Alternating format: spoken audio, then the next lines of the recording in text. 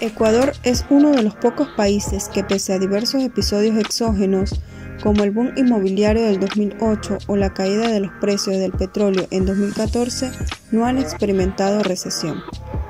En el gobierno de Rodrigo Borja Ceballos se gestó un plan económico de contingencia para introducir medidas de estabilización y austeridad antes de lanzar verdaderas políticas de crecimiento y desarrollo. Durante su gestión, el promedio de crecimiento fue del 3.91%. El siguiente periodo aplicó el denominado Consenso de Washington y se impusieron un conjunto de medidas económicas que integraban las políticas de ajuste estructural, las reformas estructurales del Estado, la privatización de empresas públicas, la liberalización del comercio, las amplias garantías jurídicas para las inversiones extranjeras y la flexibilización laboral.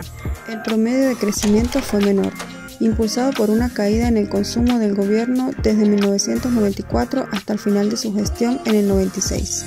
Para 1999, el PIB tuvo una caída gracias al fenómeno del Niño, el cual dañó las cosechas, causando graves daños a la agricultura y acelerando la dolarización de la economía en el año 2000. A partir de ese año, la economía ecuatoriana se ha logrado consolidar en gran medida, apoyada fuertemente por condiciones externas favorables, como el precio del petróleo, las remesas en divisas por parte de los emigrantes y, como fue en su momento, la construcción del oleoducto de crudos pesados.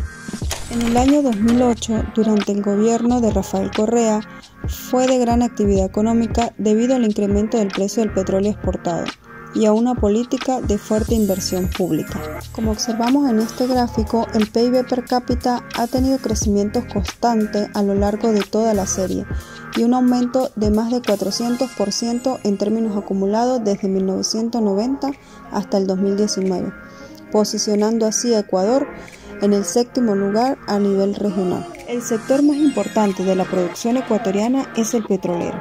La producción nacional de petróleo registró un crecimiento promedio de 33.4% al comparar las dos décadas, comportamiento que se debe al incremento de la producción de las compañías privadas, al pasar de 20.5 millones de barriles a 87.2 millones de barriles en promedio, tanto en la década de los 90 como en la dolarización, mientras que las empresas públicas, en igual lapso de tiempo, registraron un aumento de su producción en apenas 0.4%.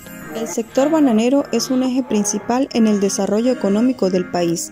En el mercado interno es un generador de fuentes de empleo y en el mercado externo el banano es uno de los principales productos tradicionales de exportación. De acuerdo a la Organización de las Naciones Unidas para la Agricultura y la Alimentación, en 2018 las exportaciones mundiales de bananos fueron de 19.2 millones de toneladas, de lo cual Ecuador exportó 6.64 millones de toneladas, representando el 34.86% de las exportaciones mundiales, convirtiéndolo en el primer país exportador de este producto. La tasa de inflación es uno de los indicadores que mayores contrastes muestra entre el periodo 1990 y 99 y entre el 2000 y el 2020, antes y después de la dolarización. El cambio de moneda fue importante. Entre 1990 y 2009, la inflación anual más baja se registró en el año 2005, mientras en el año 2000 se observó el nivel más elevado.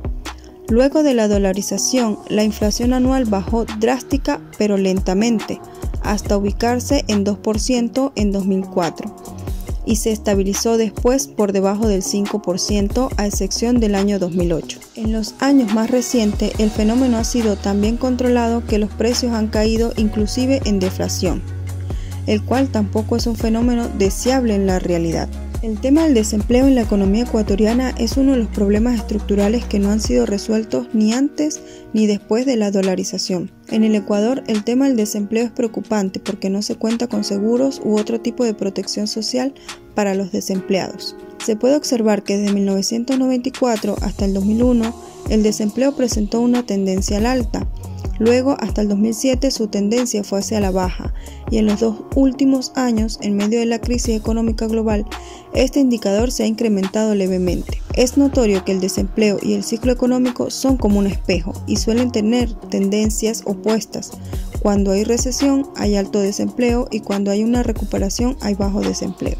La política fiscal estuvo marcada por un constante aumento del gasto, mientras que los ingresos públicos quedaban sometidos a la volatilidad de los precios del petróleo.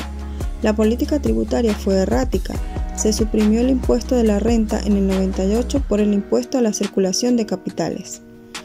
La consecuencia fue una fuga de capitales y una reducción de los depósitos bancarios, lo que debilitó a la banca privada. A ello se sumaron los altos niveles de evasión.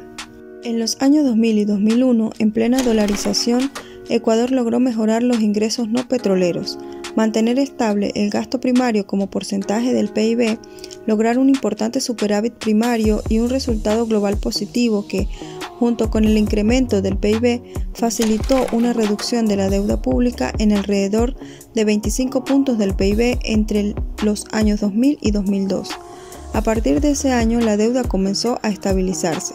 Se lograron ingresos récord entre 2001 y 2008, que superaron el gasto público, por lo que existió un superávit fiscal, tendencia que cambió ni bien asumió el gobierno izquierdista de Rafael Correa. Correa incrementó el déficit fiscal y el gasto público a cifras récord. A partir del 2014 creció a un ritmo acelerado, dejando una deuda de 41.7% en mayo del 2017. Lenín Moreno, por su parte, no desaceleró el crecimiento de la deuda pública y aumentó más de 20 puntos porcentuales al final de su mandato. Moreno ha sido el presidente contemporáneo que más ha aumentado la deuda pública, gracias en gran parte por la pandemia del COVID-19, aumentando 21.2% en todo su mandato. Durante la década de los 90 hubo un cambio de instrumentos para la aplicación de la política monetaria y cambiaria, dando mayor importancia a los instrumentos de mercado, como son las mesas de dinero y de cambio y la subasta de bonos de estabilización monetaria.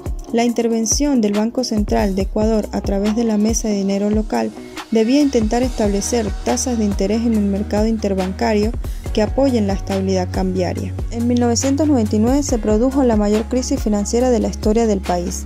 El déficit público aumentó y con él la deuda pública, que en 1999 superaba el 100% del PIB. El Estado se vio obligado a realizar profundas reformas económicas para sanear el maltrecho sector público. Eliminó subsidios y comenzó un proceso de privatización de empresas públicas, especialmente del sector petrolero, electricidad y telecomunicaciones. El 11 de enero del 2000 se impuso la dolarización a 25.000 sucres por dólar. El folleto La dolarización, emitido por el Banco Central del Ecuador, dice: un concepto muy amplio de dolarización es el que se refiere a cualquier proceso donde el dinero extranjero reemplaza al dinero doméstico en cualquiera de sus 3 funciones, como reserva de valor, como unidad de cuenta y como medio de pago y de cambio.